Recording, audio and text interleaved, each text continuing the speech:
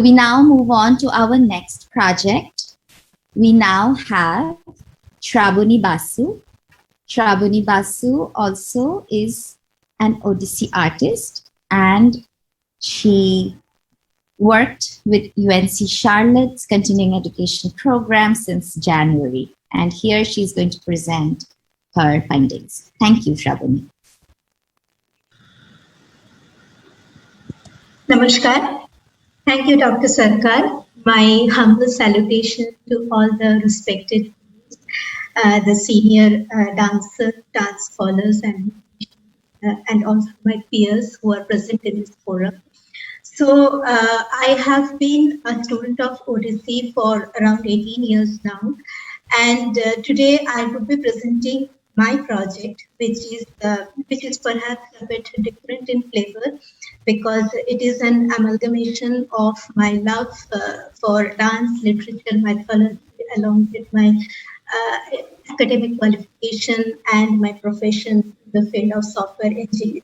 So my project is a digital project, which is basically a website that I have been developing on the 12th century epic poem Gita Govinda, written by poet Sri Jaydev, and its various choreographic interpretation in different Indian classical dance forms.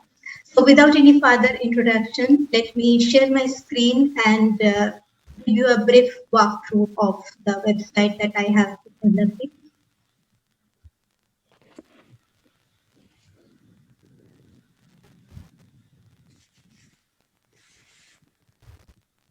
Hope all of you are able to see my screen. Yes, we can. Okay, thanks. So as perhaps most of you are aware that the Gita Govinda is a classical epic poem which dramatizes the love sports of Lord Krishna and Radha, and it is written by poet Sri Jaydev Goswami. However, Gita Govinda deals with two different levels of this divine love story. The human level, it deals with the love of the man and the woman, and in the spiritual level, it deals with the love and separation of the human and the divine. So it unfolds in various layers with great beauty and complexity in this magnum opus created by poet Jaydev. So here we have 12 chapters of Gita Govinda, and each chapter is further subdivided into one or more divisions which are known as prabandhas. There are total 24 prabandhas in Gita Govinda, and these prabandhas contain the couplets which are grouped into named as Ashta. So here I won't be reading out loud the names of all the chapters, but just at one glance, to look at the meaning of each chapter, you will be able to get an idea that it talks about the various characteristic attributes or the approach of Lord Krishna in that particular chapter.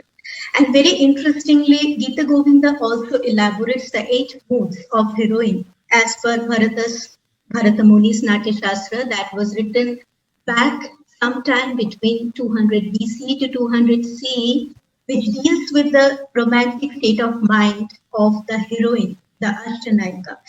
And it has been a great inspiration for many compositions and choreographic works in Indian classical dance. So here I have given one meaning for Ashta Nayika, which gives us a very brief overview of the various Nayikas and with their name and the brief definition of them.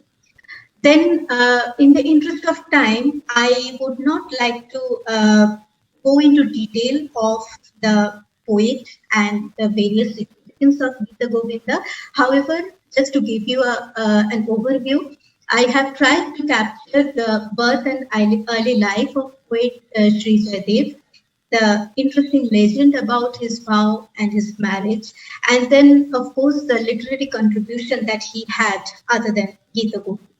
Regarding the significance of Gita Govinda, there are various significance like ritualistic, historical, sociological, theological, etc.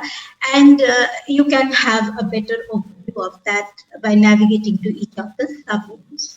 Now, coming to the most pertinent section of this presentation since we are having a conference on the choreographic aspect.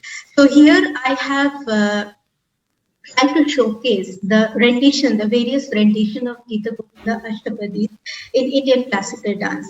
So my approach was, out of 12 chapters, I have picked 6 chapters, and I tried to pick the Ashtapadis not only by the popularity, but also to draw, carve. Just to complete the circle of the drama that unfolds in Gita Govinda. So in the first chapter, it starts with the Dashavatara, which is the praise of Lord Krishna's 10 incarnations. And I have showcased a Manipuri rendition of Dashavatara, followed by 2 more Ashtapadis, Vasante Vasasti Kathak, which describes the beauty of spring, and Chandana Charchita in both Manipuri and Mohiniyattam. In fact, the Mohiniyattam is a group choreography. So this describes the Ras Leela of Krishna with the gopis of Vrindavan. And in this first chapter, we do not have very significant presence of Radha. While from the next chapter onwards, we can see the portrayal of Radha in various shades of Ashta Nayika. So Radha is Virahotkanthita Nayika. I have picked up a Kuchipudi presentation in Rase Hari. Then Radha is Abhisarika Nayika, a very famous Ashtapadi Sakhi hai, in 2 renditions, Odissi and Kathak. Followed by the next chapter, which is very significant because it shows the role of Sakhi, who plays the bridge between Radha and Krishna. And here she goes to Krishna to convey Radha's condition as a Virahotkanthita Nayika. So here it is Pashyati Dishi Dishi. This is the Ashtapadi that I have chosen, and it is a performance by the legendary Padma Vibhushan Sri Ketan Mahapatra that I have showcased here. The next one is Apologetic Krishna, and it's a very interesting part of Gita Govinda where Radha is projected as the Khandita and the Vipralabdha Nayika, who is enraged, is pained, and is deceived. So here I have been fortunate to get 3 different renditions in Odissi, Bharatanatyam and Mohiniyattam, 3 dance forms which are temperamentally very different from each other, but they're portraying the same Nayika, which should give a very broad overview of the choreographic interpretation of this Ashtapadi. And the next one is a very famous Ashtapadi, which is Priye Charushile, where Krishna tries to pacify the upset Radha. And I have picked up an Odissi rendition for this Ashtapadi, concluding with the final Ashtapadi, which is projecting Radha as Swadhina Bhartrika Nayika, Ashtapadi, the 24th Ashtapadi, the last one of the Govinda, Guru Yadunandan. And here I have projected an Odissi and a Bharatanatyam performance, Odissi by Guru Sri Ketan Mahapatra and Bharatanatyam by Dr. Janaki Rangarajan. So coming to the choreographic aspect of it, I would like to share a very small point as a student of Odissi. I would say that I have always felt very attracted and moved by the Abhinaya aspect of it. And I've always felt that the elaboration of the Sanchari, that is extremely important to choreograph Abhinaya. And here, while I watched Priye Charushile, I really felt the genius of Guruji, where he elaborated just one line, Tvamasi Mama Jivanam, Tvamasi Mama Bhushanam, where Krishna is trying to tell Radha that she is his life and she is ornament.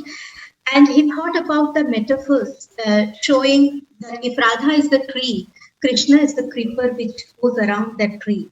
If she is the flower, then Krishna defines himself as a bee which finds its way to the flower.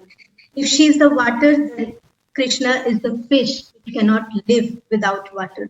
So these are the kind of approach that I feel that as students and as aspiring choreographers, we should always probably keep in mind that we have to really very thoroughly read the text that we are thinking of the choreography, and we must do a lot of brainstorming, and we need to churn out these kind of examples or metaphors from our daily experience to suit, to build the narrative in a better way and to evoke the rasa in a better way.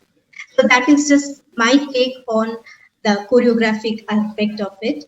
Then this glossary part, it talks about the bibliography and the links from which I have taken all my references.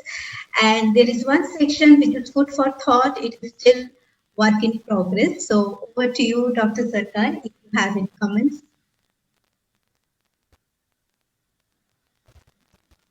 Thank you. Thank you, Shabuni. I am, please, if you can stop sharing your screen. I'm thinking about my learning of this particular piece, Priya Charushile, in 2019 with Guru Shri Kumkum Mahanti. And I'm wondering if I had this resource at that time, it would have been a very nice resource. So thank you for creating that resource.